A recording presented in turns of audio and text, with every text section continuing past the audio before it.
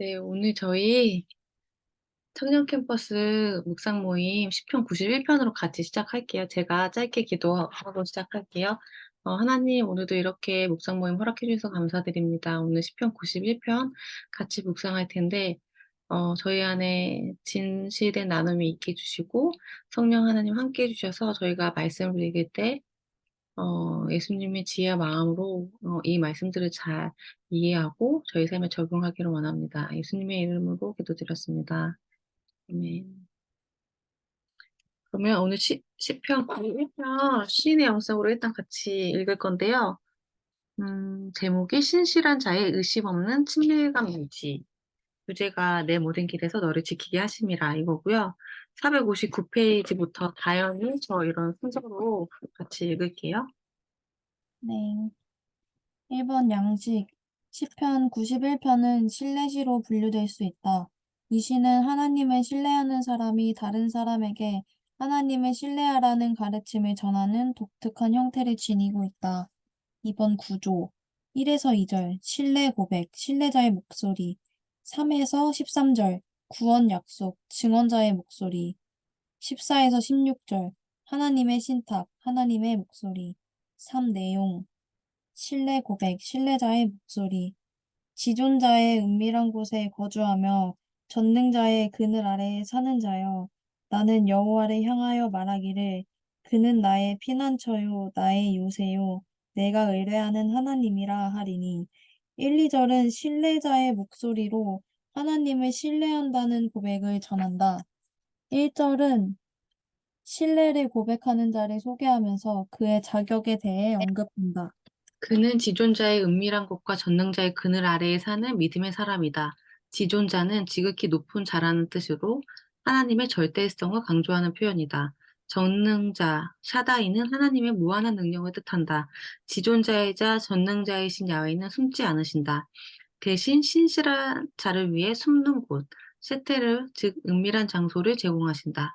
이런 신뢰를 고백하는 시인은 하나님을 가리켜 나의 피난처, 나의 요새, 내가 의뢰하는 하나님이라고 칭한다. 이 구원 약속, 증언자의 목소리.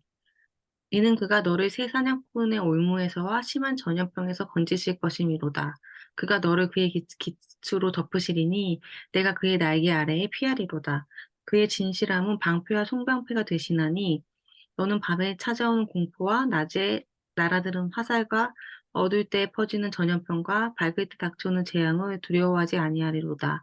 1000명이 내 왼쪽에서 10,000명이 내 오른쪽에서 엎드러지나 이 재앙이 내게 가까이 하지 못하리로다. 오직 너는 똑똑히 보리니 악인들의 보응을 내가 보리로다. 내가 말하기를 여호와는 나의 피난처시라 하고 지존자를 너의 거처로 삼았으므로 화가 내게 미치지 못하며 재앙이 내 장막에 가까이 오지 못하리니 그가 너를 위하여 그의 천사들을 명령하사 내 모든 길에서 너를 지키게 하심이라. 그들이 그들의 손으로 너를 붙들어 발이 돌에 부딪히지 아니하게 하리로다. 내가 사자와 독사를 밟으며 젊은 사자와 뱀을 발로 누르리로다. 33에서 13절은 증언자의 목소리로 하나님을 신뢰하는 자를 향한 구원의 약속을 들려준다. 그런데 이 단락에서는 인칭이 갑자기 바뀐다.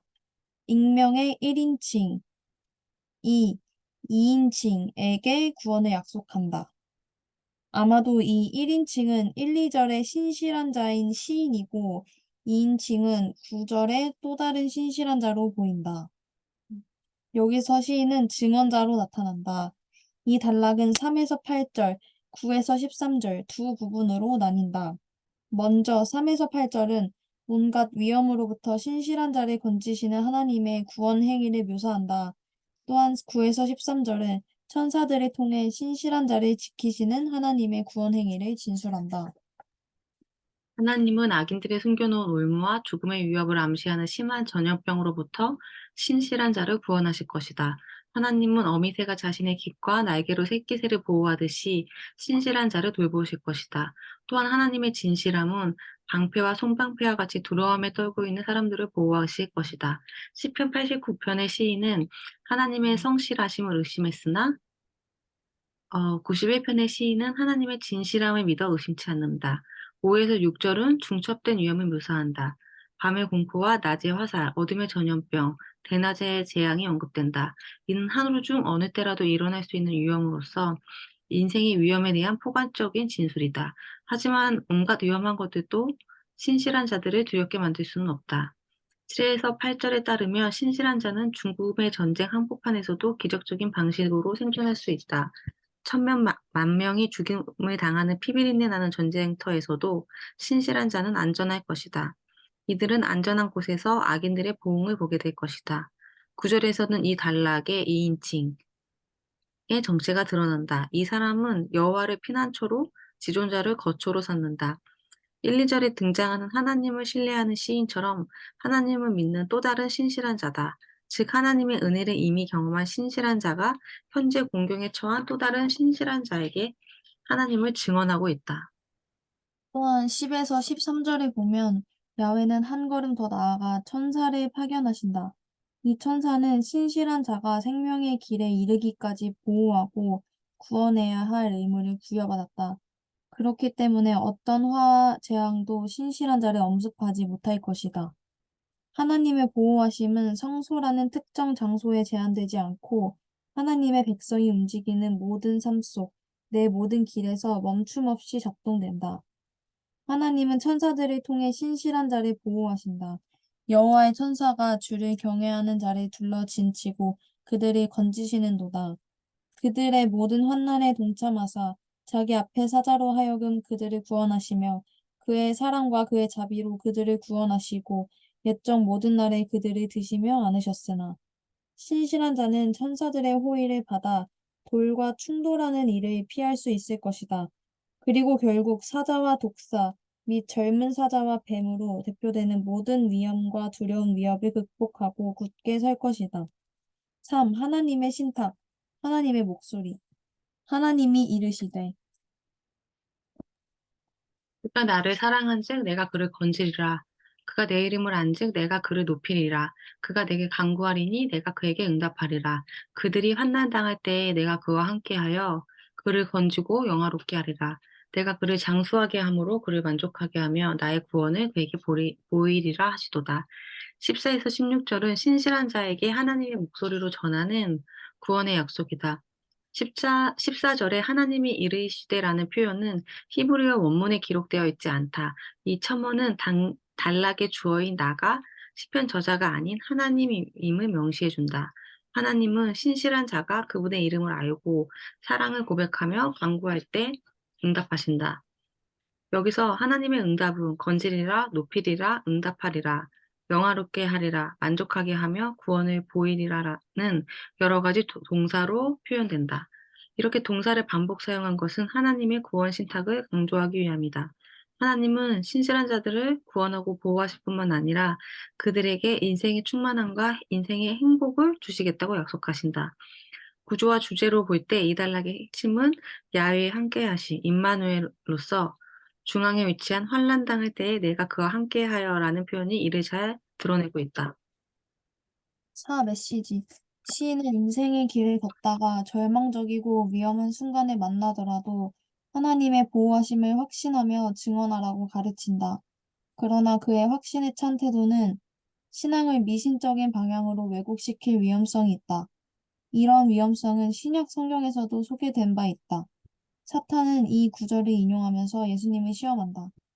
이에 마귀가 예수를 거룩한 성으로 데려다가 성전 꼭대기에 세우고 이르되 내가 만일 하나님의 아들이어든 뛰어내리라 기록되었으되 그가 너를 위하여 그의 사자들을 명하시리니 그들이 손으로 너를 받들어 발이 돌에 부딪히지 않게 하리로다 하였느니라.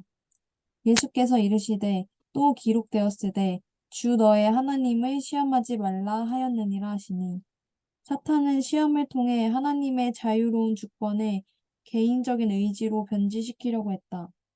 진정한 신앙인은 하나님을 시험하거나 그분의 신실하심을 증명하려고 하지 않는다.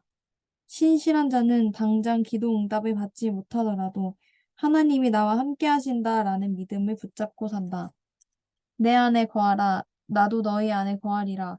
가지가 포도나무에 붙어 있지 아니하면 스스로 열매를 맺을 수 없음 같이 너희도 내 안에 있지 아니하면 그러하리라. 아니, 사랑하고 이름을 알며 간구하는 삶을 살면서 하나님과의 친밀함을 소망하다 보면 지존자이자 전능자이시며 어미사와 같으신 하나님의 개입이 시작될 것이다. 지금 민지가 조금 늦게 들어왔는데 지금 다현이랑 저랑 음, 네. 나연이랑 저랑 시인의 역사 91편 같이 한 장씩 읽었고요. 이제 네. 묵상 시간이니까 네. 시인의 역성이랑 시편 91편 각자 한 5분 정도 묵상하고 네. 나눔하면 좋을 것 같아요. 네.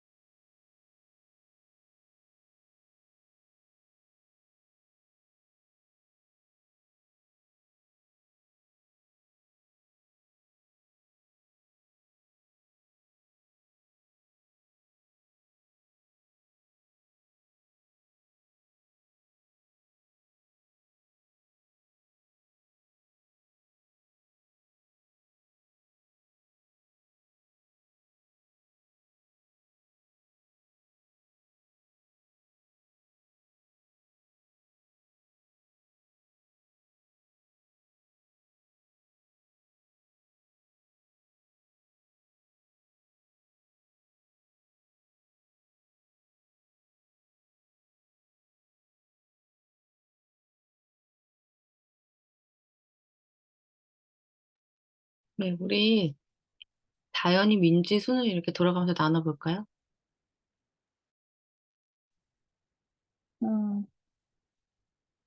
아, 그 462페이지 한 중간쯤에 막 공포, 그러니까 위협이 엄청 많이 이렇게 묘사되잖아요.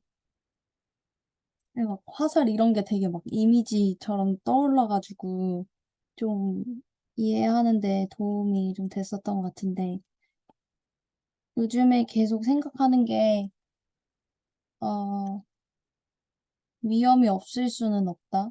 항상, 항상 방에는 뭔가 찾아온다는 거를 염두에 두고 있는 것 같아요.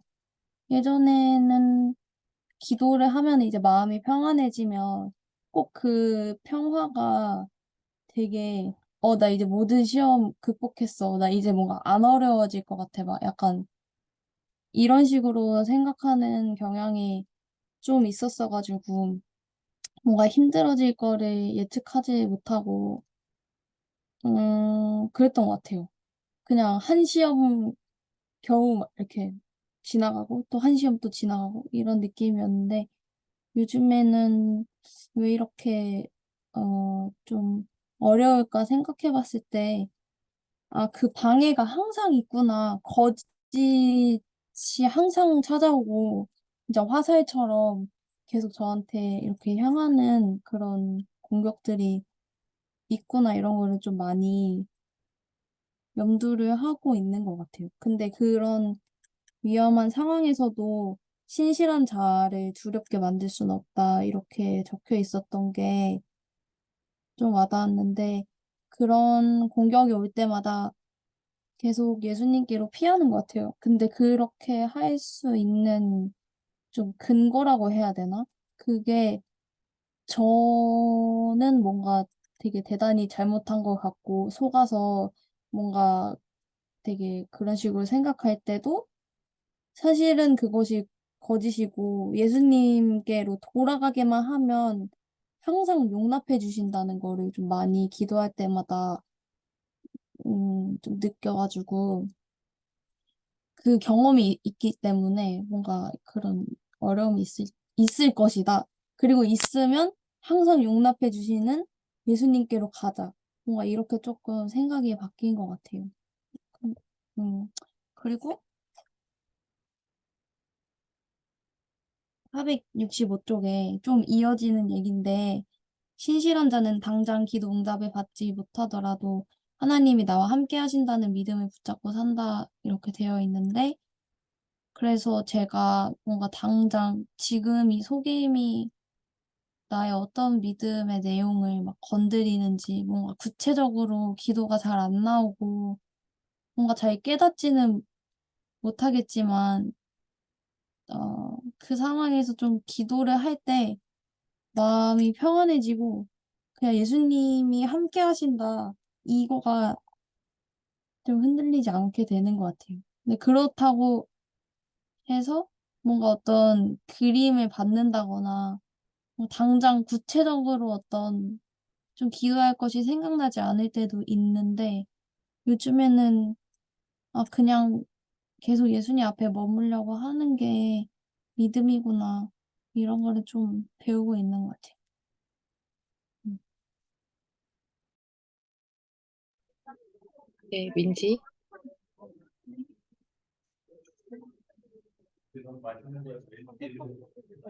말씀 계속 중심으로 듣고 그리고 처음에 이제 말씀을 전체적으로 읽는데 사실 뭔가 새로운 메시지가 있다기보다는 그냥 하나님께서 우리가 어려울 때 우리를 건지시고 그다음에 하나님을 사랑하면 하나님이 그에 대해 우리를 건져주시고 약간 이런 내용이잖아요 결국에는. 근데 뭔가 읽는데 처음 마음 되게 진부하게 느껴졌어요.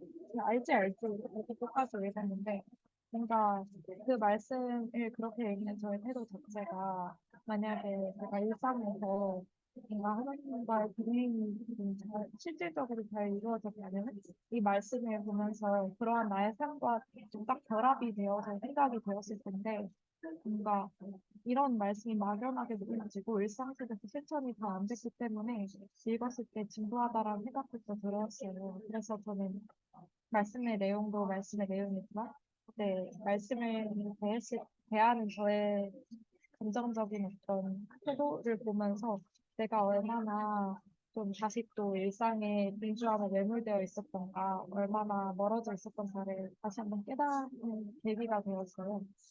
그리고 이제 또 좋았던 건 사에서 16절이 그가 어떻게 하면 내가 어떻게 하고 그가 어떻게 하면 내가 어떻게 하고 이렇게 주고받고 식의 말씀들이 반복이 되고 있는데 결국 이게 바로 하나님과의 교제가 아닐까라는 생각이 들었어요.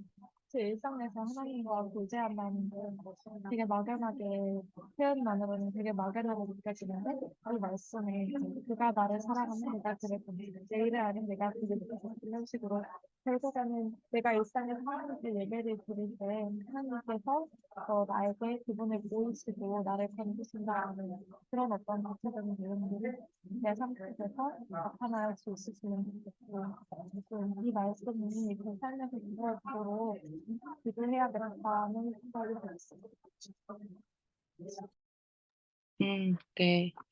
저도 짧게 나누면, 이렇게 시인의 영성에서 읽고, 제가 그냥 여기 적은 것은, 우리를 보호하시고 응답하시는 하나님, 요걸로 저는 좀, 이 두 부분이 좀 좋았거든요. 그래서 보호에 관한 부분이 어디 나왔었냐면, 여기 426페이지 첫 번째 단락 중간에 하나님의 진실함은 이게 4절 하반부 같은데, 쉬운 성경으로는 주의 신실하심이 여러분의 갑옷과 방패가 되어 주실 것입니다. 이 부분 같은데, 이 부분에 대해서 이제 신의 영성 저자는 하나님의 진실함이 방패와 송방패 같이 두려움에 떨고 있는 사람들을 보호하실 것이다. 그래서 두려움에 있을 때 우리를 보호하는 것은 하나님의 진실함이 우리를 보호할 수 있구나. 하나님의 진실함만이, 하나님의 이런 신실하심만이 우리를 두려움에서 보호할 수 있구나. 이런 생각이 들면서 결국엔 우리가 두려움에서 받는다고 하는 것은 그 두려움의 실체가 뭐 방해일 수도 있고 진실이 아닌 내용이거나 그런 시험의 내용 이런 것들을 분별하면서 우리가 보호받는 측면이 있는 것 같은데 결국에 우리가 두려움을 분별하고 거기서 보호받을 수 있다는 것은 하나님의 그런 신실함과 하나님의 그런 진리의 말씀 가운데 우리가 좀 우리 마음이나 상황이 좀 분별됐을 때 분별이 되는 그 자체로 좀 보호받는 것이 아닌가 이런 생각이 좀 들었고요.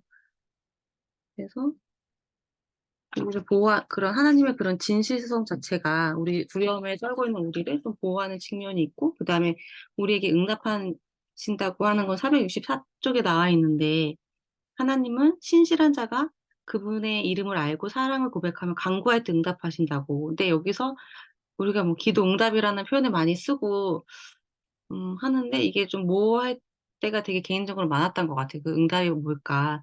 했을 때 여기에서는 여러 가지 동사로 표현된다고 저자가 설명하면서 "건지리라. 높이리라. 응답하리라. 영화롭게 하리라.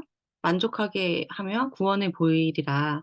이런 것들이 하나님이 우리에 대한 그런 응답이라고 해서 좀 더 응답에 대해서 좀 더 구체적으로 이해하는 게 쪼금 좋았던 것 같고 그래서 464 쪽에 이어서 하나님은 신실한 자들을 구원하고 보호하실 뿐만 아니고 그들에게 인생의 충만함과 인생의 행복을 주시겠다고 약속하신다고.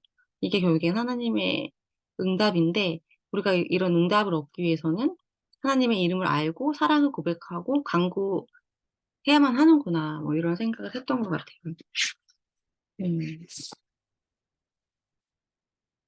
네. 그래서 결국에 이런 간구가 466 쪽에 보면 마지막에 정리한 내용을 보면 하나님을 사랑하고 그 이름을 간구하는 삶 이게 결국 하나님과의 친밀감을 소망하는 삶 하나님을 계속 구하고 찾고 두드리는 이 삶을 우리가 그걸 간구하다 보면 하나님이 우리 삶에 개입해 주신다고 이렇게 마무리가 돼서 좀 내용이 저는 좋았고 우리를 두려움에서 보호하시고 응답하시는 하나님, 또 우리가 계속 찾을 때 우리랑 친밀하게 연결되어 있으면서 친밀함에서 그치는 것이 아니고 이렇게 지존자이고 전능자이시고 어미새가 그 아기 새를 품듯이 우리 삶에 또 친히 개입해 주신다는 것들이 쪼금 위안이 됐던 것 같아요. 네. 그래서 이렇게 한번 나눠 봤고, 또 자기 삶이나 일상에 관련해서 좀 하나님과 좀 더 친밀하게 동행하고 싶은 부분이나 좀 이 부분은 하나님한테 좀 음 하나님의 이름을 구하고 하나님의 좀 사랑이 필요한 부분들이 있다면 한번 생각해 보고 짧게 같이 나누면 좋을 것 같거든요. 네. 각자 한번 생각해 볼게요.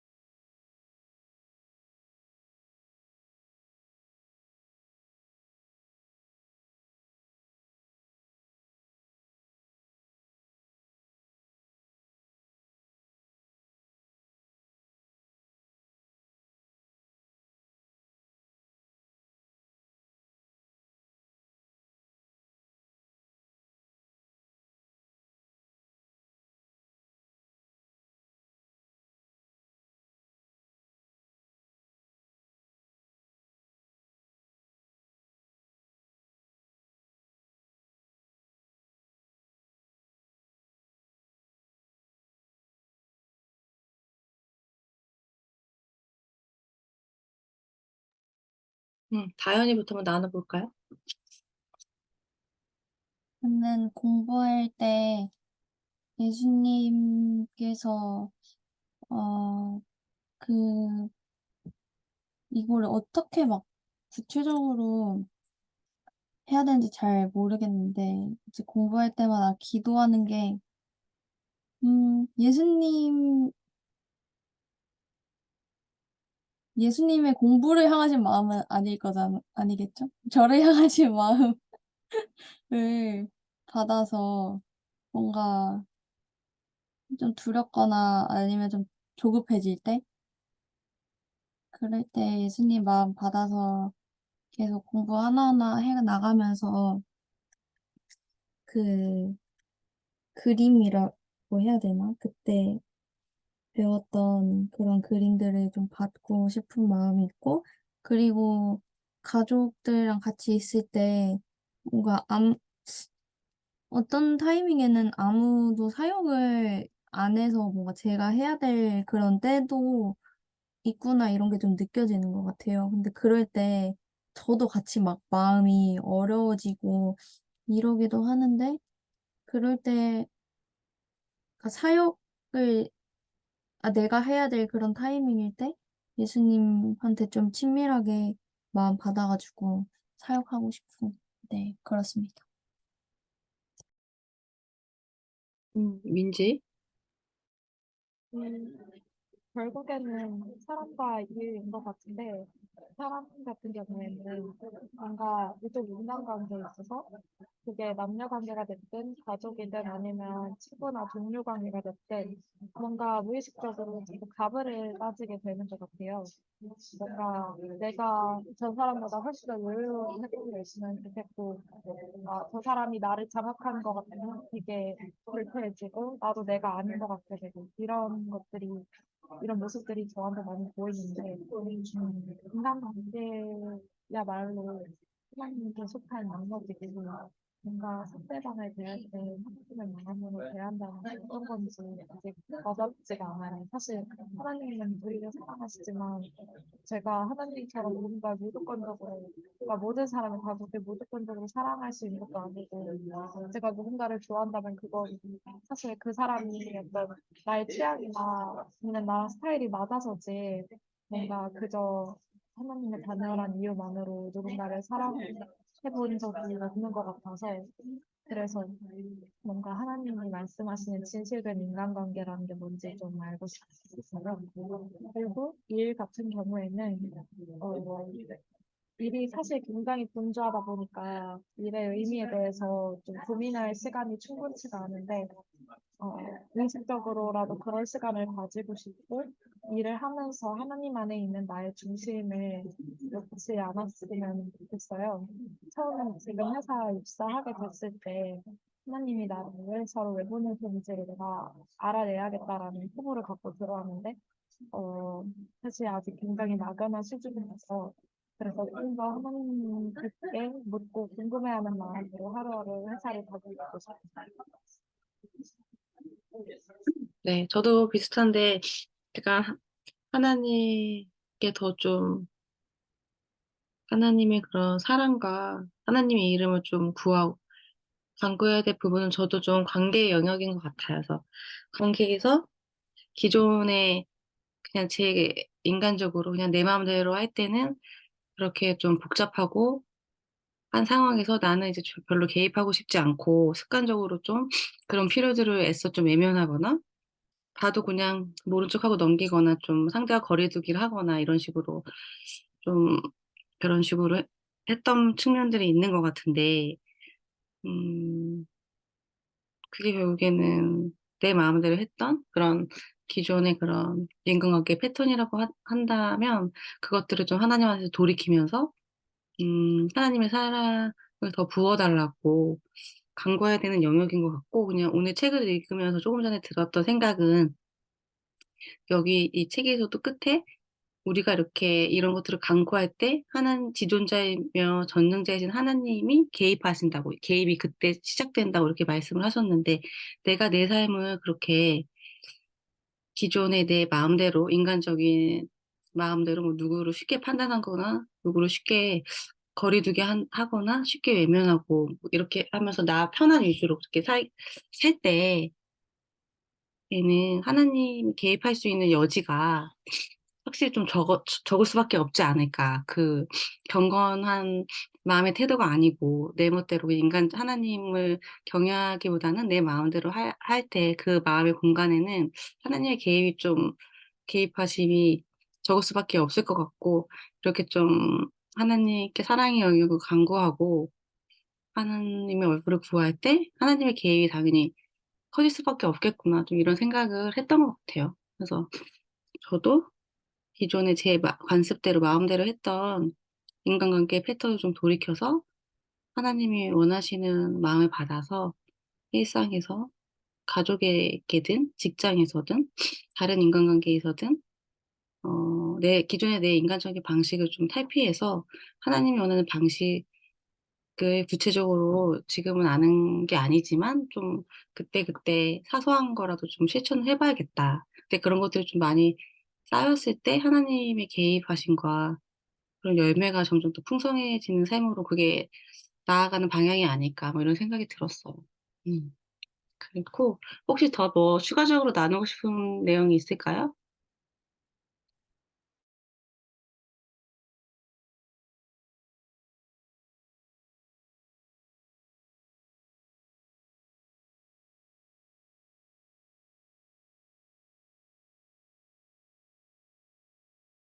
있어? 왠지 있어?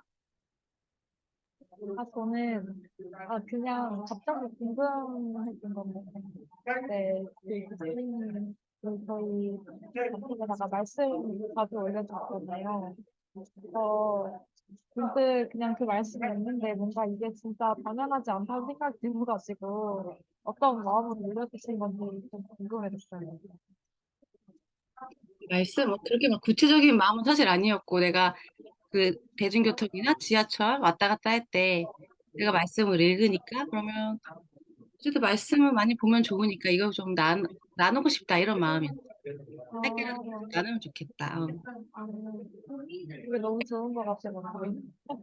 내가 어쨌든 그 시간에 말씀을 보는데 나도 과거에 바쁘고 말씀을 잘 못 볼 때 누가 조금씩이라도 말씀 보내주면 그게 좀 도움이 됐던 것 같기도 하고 아, 중요하는 건 그렇게 어렵진 않으니까. 네. 저도 묵상하다가 좋은 말씀 있으면 해보도록 할게요. 네. 혹시 뭐 다현이 더 나누고 싶은 얘기 있어? 없어요.